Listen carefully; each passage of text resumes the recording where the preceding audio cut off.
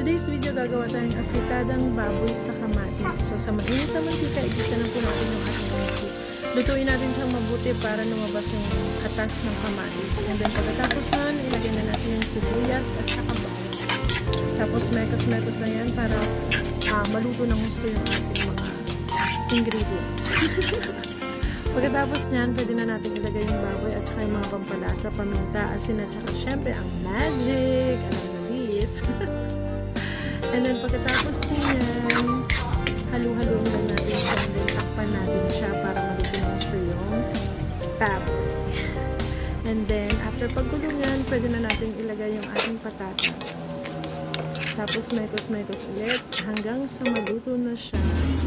At ito na nga po, luto na ang ating afritadang baboy sa kamatis. Thank you guys for watching. God bless everyone. Thank you. Bye!